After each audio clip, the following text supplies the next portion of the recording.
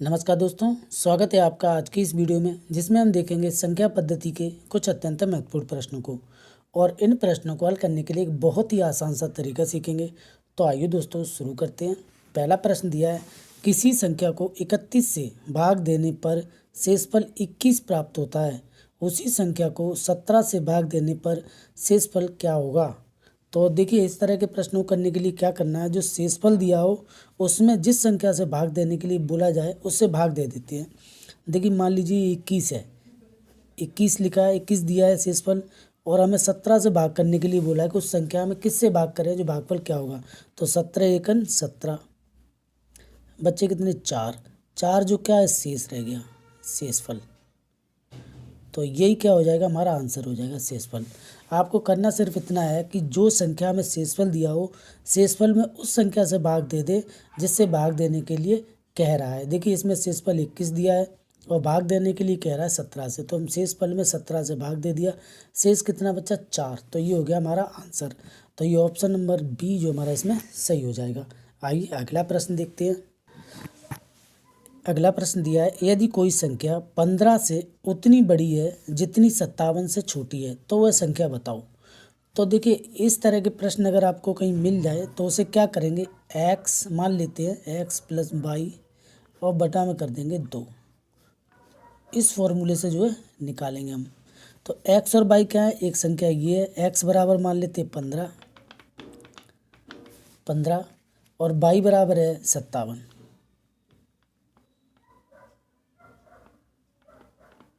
57 Y बराबर 57, x बराबर 15। तो देखिए, एक्स प्लस वाई, एक्स जो 15 धन 57 और दोनों के बटे में 2। तो ये 15 और 57 जोड़ेंगे, 7 5 12 यानी कि 72 हो जाएंगे, बराबर 72 बटे 2। 2 से काटेंगे, 2 3 6, 2 6 12, बराबर हो गया 36। तो आंसर कितना आ गया हमारा, 36। अब इसको आंसर को चेक करना, तो देखिए 36 जो है, 36 माइनस 15 कितना आ गया, ये आ गया 21। और देखिए 57 माइनस 36 बराबर कितना आया, 21। दोनों पोजीशन में बराबर है, तो इस तरह आंसर को जो चेक भी कर सकते हैं। तो आशा करता हूँ ये प्रश्न आपको समझ आया होगा। आइए अगला प्रश्न देखते हैं।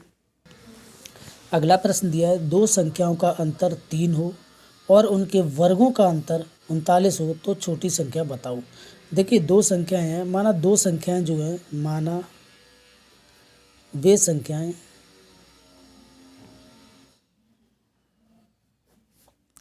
x तथा y हैं।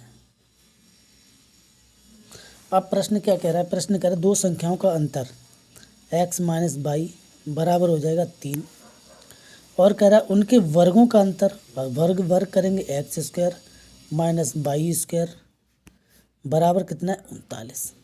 ठीक है, 39 है। तो छोटी संख्या बताओ। तो देखिए, ए स्क्वायर माइनस बी स्क्वायर वाला फॉर्मूला है यहाँ पर, तो इसे करेंगे एक्स माइनस वाई और एक्स प्लस वाई, इस तरह से टूट जाएगा, ये बराबर हो जाएगा 39। तो एक्स माइनस वाई बराबर कितना है, 3 है। तो एक्स माइनस वाई बराबर 3 लिखेंगे, तो एक्स प्लस वाई गुणा में 3 बराबर 39, ऐसे ही हो जाएगा 39। एक्स प्लस वाई बराबर हो जाएगा 39। तो ये जो गुणा में, तो इधर किस में आएगा, भाग में, 3 हो जाएगा, 3 एकन 3, 3 3 9, यानी कि 13 हो गया। एक्स प्लस वाई बराबर 13 हो गया।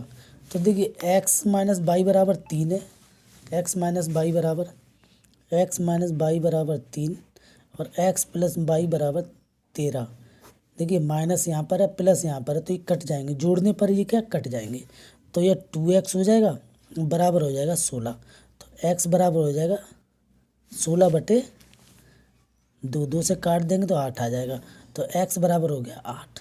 तो ये जो छोटी संख्या पूछी थी हमसे, तो वो आ गई छोटी संख्या 8। ये हो गया आंसर। ठीक है, आशा करता हूँ ये प्रश्न भी आपको समझ आया होगा। आइए अगला प्रश्न देखते हैं। अगला प्रश्न दिया, एक छात्र किसी संख्या को 12 से गुणा करना था, यानी कि एक छात्र को किसी संख्या को जो 12 से गुणा करना था, उसने गलती से 21 से गुणा कर दिया और इस प्रकार उसका उत्तर सही उत्तर से 63 अधिक आया। जिस संख्या से गुणा करना था वह संख्या थी। देखिए इस तरह के अगर प्रश्न आपको मिले तो उसे कैसे करना है, जो अंतर है इसका, यानी कि छात्र को 12, इस संख्या को 12 से गुणा करना था और 21 से कर दिया, तो इनका अंतर निकाल लो। 21 माइनस 12 बराबर कितना हो गया, 9।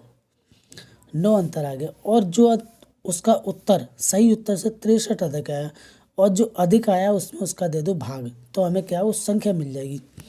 तो देखिए संख्या निकालने की 63/9, जो अंतर आया है 9, 9 से भाग दे, 9 सत्ते 63, वो संख्या कौन सी थी, 7। तो ये हो जाएगा हमारा आंसर, ऑप्शन बी जो है इसमें सही हो जाएगा। प्रश्न दिया, किसी संख्या में 15 से भाग देने पर शेष 9 बचता है, तो संख्या के वर्ग में भाग देने पर कितना शेष बचेगा। इस प्रश्न को हल करने से पहले मैं आपको बता दूं कि इसमें जो शेष दिया होता है, शेष दिया होता है, उसका जो संख्या में वर्ग पूछा जाए या घन पूछा जाए, उसी संख्या का वर्ग या घन करते हैं और भाग दे देते हैं। तो देखिए इसका कितना, क्या पूछा है, वर्ग। वर्ग पूछा तो 9 का वर्ग करेंगे, 9 का वर्ग करेंगे तो कितना हो जाता है, 81। तो 81 में जो है हम 15 से भाग दे देंगे, 81 में 15 से भाग दे देंगे। 15 चौक 60, 15 पना 75, तो 75 आ गया। 75 5 बार गया, 75 में से 81 में से 75 को जो माइनस करेंगे तो यहाँ 11 हो जाए, 11 में से 5 जाएगी 6 या 7, यानी कि 6 जो है शेष रह गया। तो कितना शेष बचेगा, 6। तो ये हो गया हमारा आंसर। कुछ भी पूछा जाए, जैसे वर्ग पूछा है इसमें या घन पूछा जाए, तो हम जो संख्या शेष रहती है उसका वर्ग या घन करके उसी संख्या से भाग दे देते हैं, तो हमें हमारा आंसर मिल जाता है। तो इसका आंसर आ गया 6। आशा करता हूँ ये प्रश्न आपको समझ आया होगा। आइए अगला प्रश्न देखते हैं।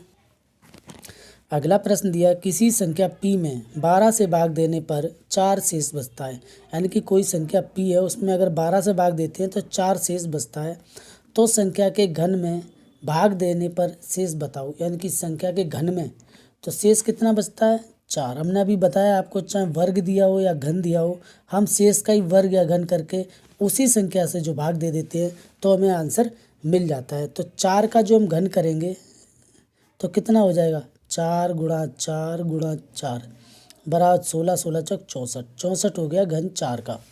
4 का घन 64 हो गया, तो 64 में जो हम कितने से भाग करवा रहा है, 12 से। 12 पंजे 60, 60 हो गया, कितना रह गया, 4। 4 जो है शेष रह गया, तो कितना शेष बचेगा उसमें, 4। तो ये हो गया आंसर। ठीक है, ऑप्शन ए जो इसमें सही हो जाएगा। आशा करता हूँ ये प्रश्न आपको समझ आ रहे होंगे। समझ आ रहे हो तो दोस्तों प्लीज़ कमेंट्स ज़रूर करें और हमें बताएं कि ये वीडियो आपको कैसी लगी। आइए अगला प्रश्न देखते हैं।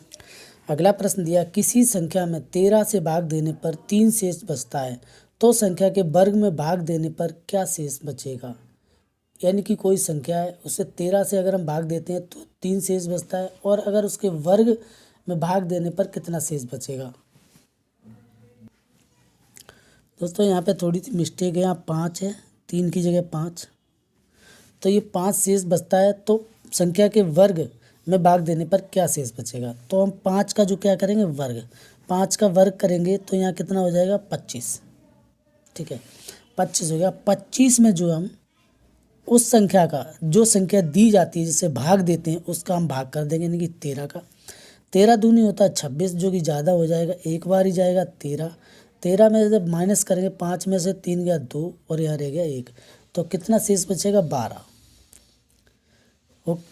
अगर हम उस संख्या के वर्ग में जो भाग करेंगे 13 से, तो कितना शेष बचेगा, 12। ये हो गया हमारा आंसर।